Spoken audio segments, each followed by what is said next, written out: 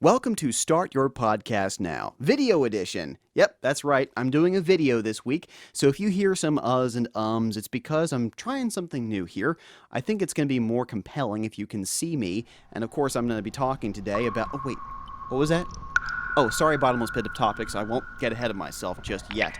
But this is the show where I help you with creating your own podcast. I take experience that I have from radio and PR, and I turn them into tips for telling you how to start your own podcast.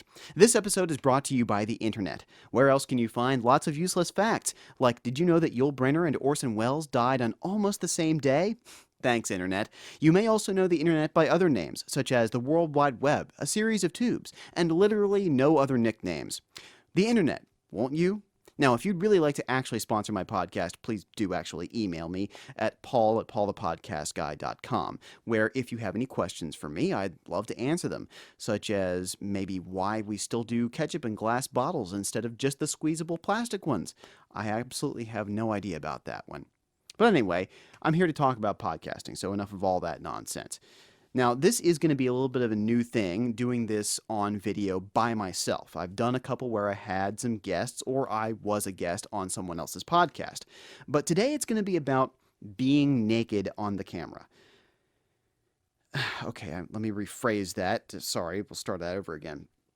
I mean philosophically naked. We have an old saying back in radio that you kind of have to get naked behind the microphone. And the point being that you have to be yourself. Because if you're going to talk for a long time, it's much easier if you're just being you. Now, there are podcasts where you do have to be a character, and that's okay. That's something that's different. That's where you're acting. But here's where we're going to be us. There's an old story, and I'm sure it's apocryphal, of good old Robert Redford who was walking through a hotel, and he was walking towards an elevator. Somebody stops him and says, "Oh my gosh, are you the real Robert Redford?" Well, he steps into the elevator, and as the elevator doors close, he says, "Only when I'm by myself." It's pretty tough to be you on mic or on camera because we always feel, I think, like we're afraid people aren't going to like us, or we're going to say something stupid, or we just don't have that much in us to be able to talk for that long. And yeah, it's tough. It's not easy.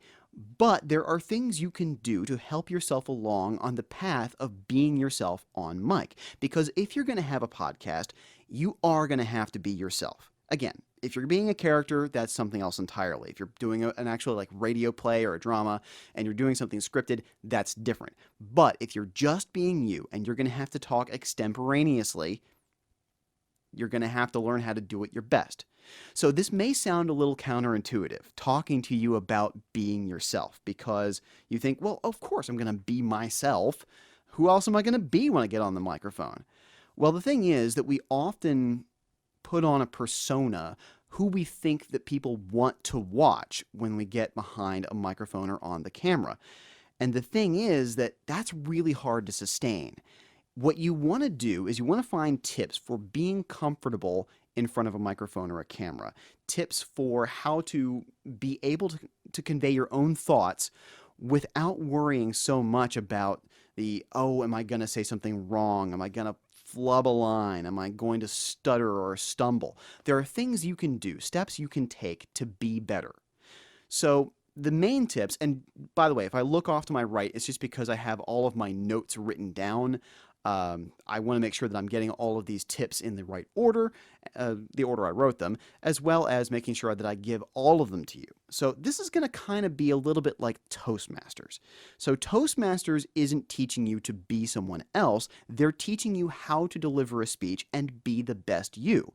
How can you get your story out in a compelling way? You're still you. They're not changing that, but they're helping you in being able to communicate this. So enough of that. Let's get on to the actual tips. So tip number 1, make sure when you're recording that you are comfortable. Because if you start to get uncomfortable, you're going to quickly slip out of being you. You're going to be an irritable version of you. Plus, you may not be able to articulate as well. You may not be able to enunciate as much. If you're in a position that's really uncomfortable, your brain's going to start to think about the fact that your body posture is really hurting you. Now, let's say you're the kind of person who talks really energetically. Maybe what you need to do is actually relax back into your chair. You need to slow yourself down. Think about your posture. Maybe if you're a slow talker, you need to do something that energizes you so you can stand up. Or, like I am right now, I'm sitting at the edge of my seat. This is something that when I talk to people about being on radio, I actually do some consulting for my old radio station, and I talk with new producers, new traffic reporters, and I talk to them about how to have energy behind the microphone. And this is the chief one. Because for the most part, and I'm going to go ahead and turn off my air conditioner because I'm sure that's going to get really loud. It is Florida, and it is in the 30s. But for you, I'm going to freeze through the rest of this. So we're going to turn off the heater/air conditioner. I talk with people about being at the edge of your seat because this immediately creates a sense of urgency for you. If you have a tendency to talk slowly, or if you have a tendency to be kind of flat with your enunciation, maybe you don't have a lot of rises and falls in how you say things, then sitting at the edge of the seat will actually help a lot with this. So let's take a look at tip number two. Tip number 2. Identify words that you say way too much. For me, when I was first starting to do air checks, that was a really tough thing. I did not realize just how much I said so, well, and now. It was painful.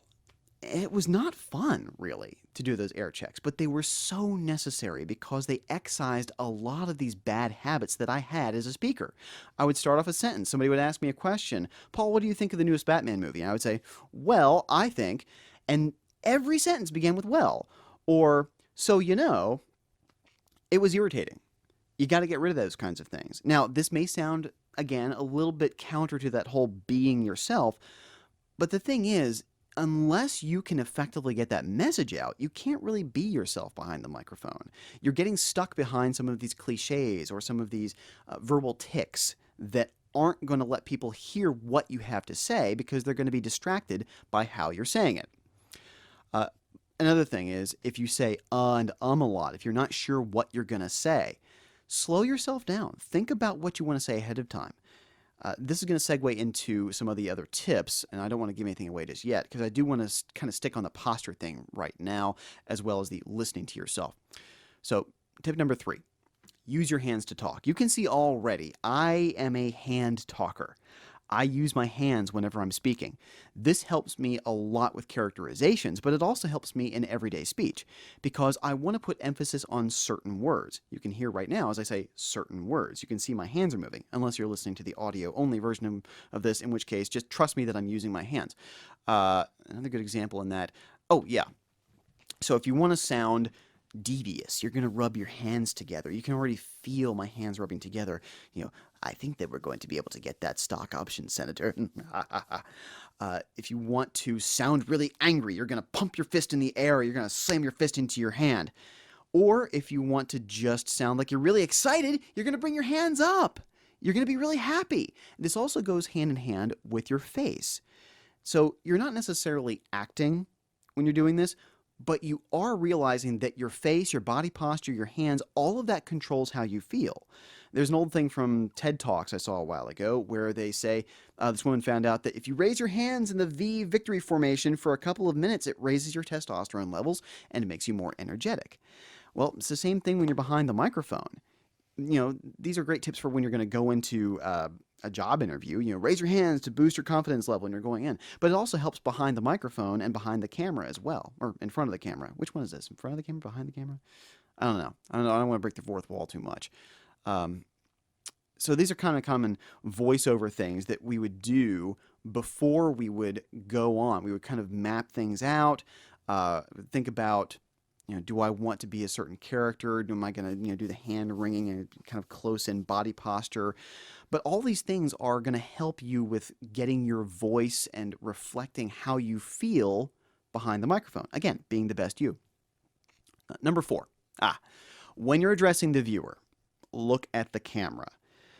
This can be a little daunting at first. People don't necessarily feel comfortable with eye contact, and it can feel a bit like that when you're looking directly at the microphone. But the more you get used to that, the more you get used to looking into a camera lens, the more you're going to feel natural with speaking, and the more you're going to be you. Now, if you have a podcast where you're on with several other people, when you're talking to somebody, address them, look at them. If you're addressing the viewer, look at the camera. Just got to get comfortable with that. Number 5. Number 5 has to do more with content. Do write an outline, or even if you aren't doing it on camera, script it out. Well, maybe if you have a teleprompter, you could script it out. But you want to make sure that you know where you're going with your podcast. A lot of people can talk extemporaneously, and that's a great skill. But you want to know where you're going. And even the best speakers, even the people who could talk off the cuff for hours and hours and hours, have in their lives had to make outlines. The only reason that they don't now is maybe because they've done it a lot. So make yourself an outline. Script it if you absolutely have to. It'll help you keep on topic. Number 6, picture the person that you're talking to. We used to have to do this in talk radio. In fact, a lot of radio stations would put up a picture in the control room of this is your listener. This is the person you're talking to.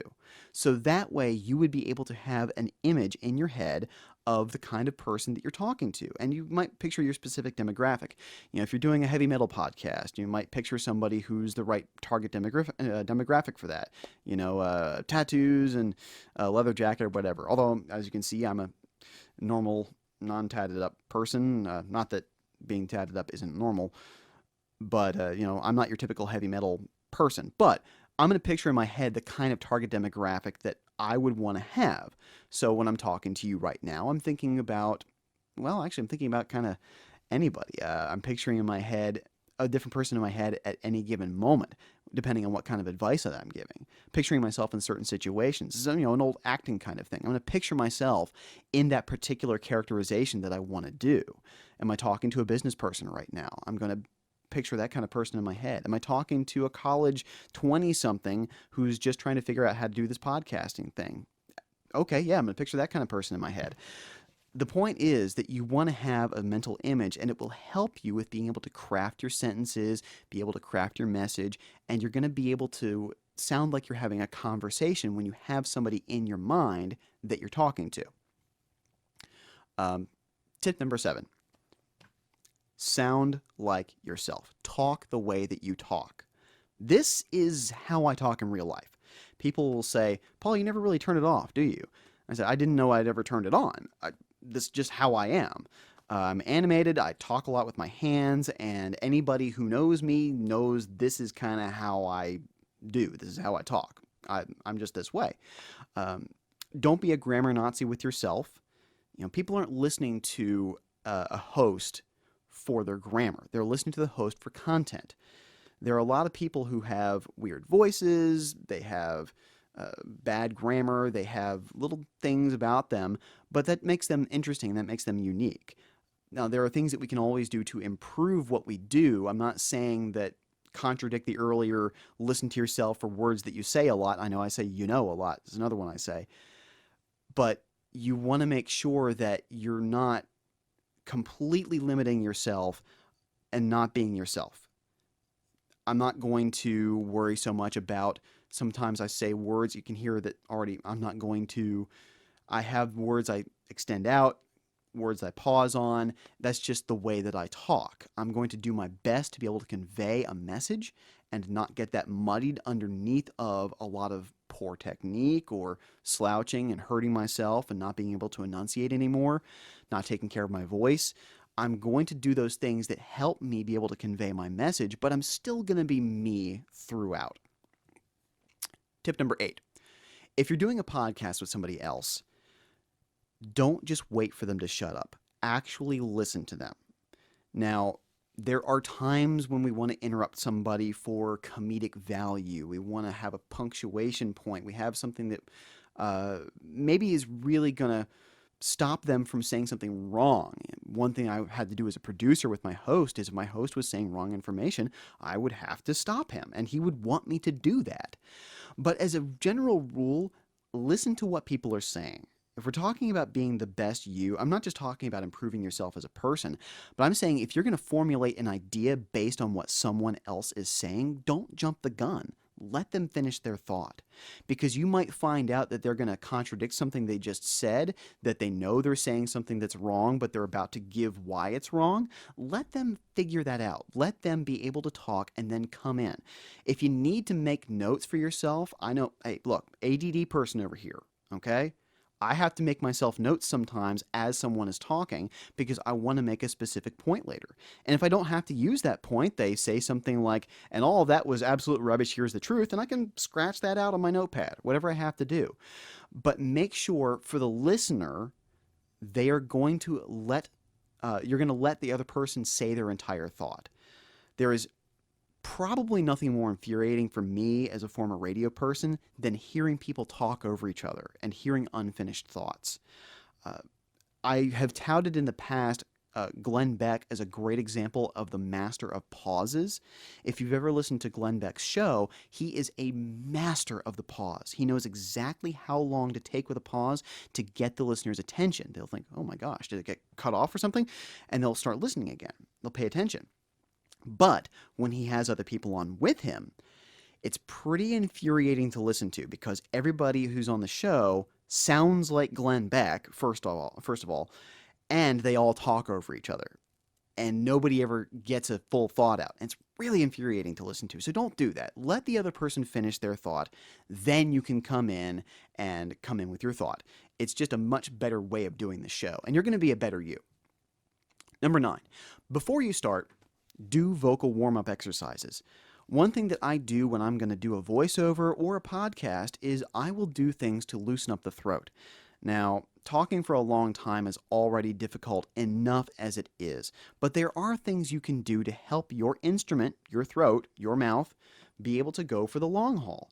And the best thing I can say for you is look up people who are book narrators and find out what they do, their techniques. I'll give you a couple of them. So one thing that I do, and a lot of voiceover people do, and a lot of singers do, are lip buzzes. It looks stupid, but this isn't about looking pretty. You're not on the microphone or on the camera yet. This is about getting your instrument warmed up. And if you're not willing to do things that kind of feel or look a little bit stupid so that you can talk for an hour without killing your voice box, maybe you're not cut out for this. But the lip buzzes being loosens up the mouth. There are also, if you've ever read James Alberger's The Art of Voice Acting, great book, phenomenal book. A lot of really great tips in there for voiceover actors, and especially the warm-up section is really important. My favorite one is you take a pen or pencil, and this is not an advertisement for Sharpie, I just happen to have a Sharpie handy, but what you do is you actually put the Sharpie or pencil between your teeth. They also, in the book, call it the cork trick. They'll take a wine cork and stick it in their teeth. I think it works better with the pen, and they mention that in the book that you can also use a pen. But I will put this between my teeth, and then I will read very slowly and enunciated a paragraph from a book. By the way, don't use other people's pens for this, and if you do this with your pens, just let people know, hey, that pen's been in my mouth and I've actually put my tongue around that. It's just polite. But these kind of warm-up exercises not only help you sound crisper, but they help you be able to go for the long haul. And you can do things also like gudda budda, gudda budda, gudda budda to separate out your G and D sounds. You can already hear I'm sounding crisper because it's been a little bit since I've done these exercises. You want to do things that will help you sound enunciated and help you sound crisp. And if you're going to do things like shout or be really aggressive with your voice, be careful with that, because it's really easy to blow out your voice box. A lot of voiceover artists and singers have done real damage to their vocal cords. I know Richard Horvitz talked about how tough it was to do Invader Zim because basically every session he was shouting all the time. And then after every session he would sound like this. You have to take care of your instrument. If you're going to be a podcaster and you talk for a long time, take care of your instrument. Do the vocal warm-up exercises. Number 10. This is probably the most important one for being yourself, which is believe that you are likable. Trust that you are likable. You have an audience out there somewhere. Because if you don't believe in yourself, first of all, you can have all the people in the world telling you that you're valuable and important, and if you don't believe it, then it's not going to matter. You know, this is a one of the things about being depressed that I don't think people really understand, having read a lot about it and experienced it in my own life, depression isn't just that you're walking around like Eeyore, oh, nobody loves me, nobody cares about me. Generally, you're putting on a front to people. And you can have all the people in the world telling you that you're valuable and that you matter and that they care about you. But if you don't internalize that, then it doesn't matter. It doesn't matter how people say that to you. You're going to reflect that in your work and in your art. And you can put on that mask and tell people that you're fine all you want. But maybe you need to do something that helps you with getting over that depression. Whether that's seeking help, medication. I know this is kind of a deep one, but you have to be able to like yourself. And if you're doing the podcast as some sort of catharsis, then great. Believe that your message matters. Believe that what you say can and will have impact on other people, and that you are likable. Now, you're going to get plenty of internet comments, plenty of comments on your podcast. It will happen, especially if you're successful, from people who don't like you or who will criticize stupid, inane things. And I don't like to call people out, but I did a video podcast or a video review.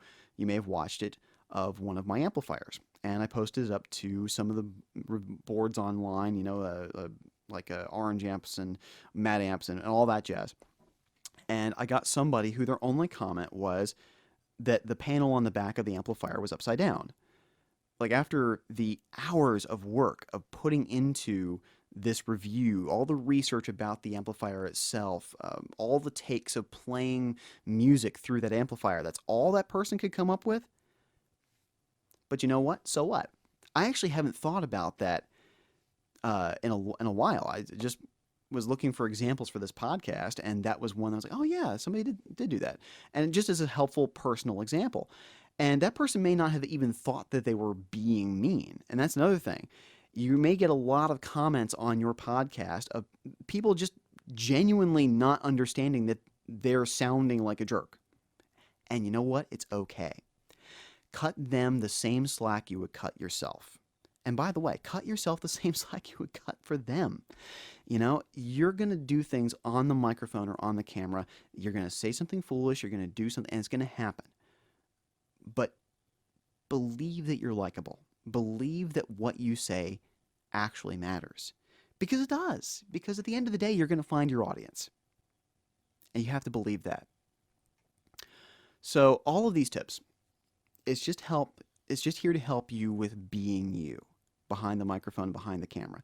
Because ultimately, that's the only person you can really be behind the camera and behind the microphone. Unless you plan on being an actor and you're going out and being other characters, you're the one that the audience is going to have. So get used to that real quick. All right. So we do have to play some podcast roulette. And I'm just going to reach down here off camera and spin the wheel there, spin the roulette wheel, wait for the sound effect to end, and okay. This is a really, really, really, really great one. I love guitars. That's really obvious. You probably see a guitar sitting in the background. I'm pretty much surrounded by them. My other YouTube channel is called Obsessed with Guitars, and that's where I do my guitar reviews and things. But this is a really good one about being yourself, especially if you're going to be kind of a nerdy, kind of delving deep into a topic. And it is called Chasing Tone. It's a really cool podcast. It features Brian Wampler of Wampler Guitar Pedals, and a lot of other people who are amp builders, guitar builders, and players. And they get really super nerdy over gear, but it's a lot of fun to hear them talk because not only do they like each other, which is important, but they like what they're talking about. They're really super nerdy about the topic, and they know how to talk extemporaneously about it for a very, very long time. So it's an object lesson in making sure that if you're going to talk about something, know how to order those thoughts, know how to go off on a single topic for a really long time, and these guys really know how to do that. It's a fantastic one. So that's it for today's episode. As always, you can find me online on social media. You can find Paul the Podcast Guy on Instagram, Twitter, and Facebook, and now YouTube. This is the Paul the Podcast Guy channel being launched right now. I wish I had done it with a more appropriate episode, like episode 10 or something like that, or episode 1 as the case may be. Make it a nice round number. But I'm doing it with episode 11, and that's perfectly fine. The important thing is that you get your content out there, because after all, this is about starting your podcast now. So until next time, find me on my website, paulthepodcastguy.com. Find me on social media, and just start your podcast now. Bye.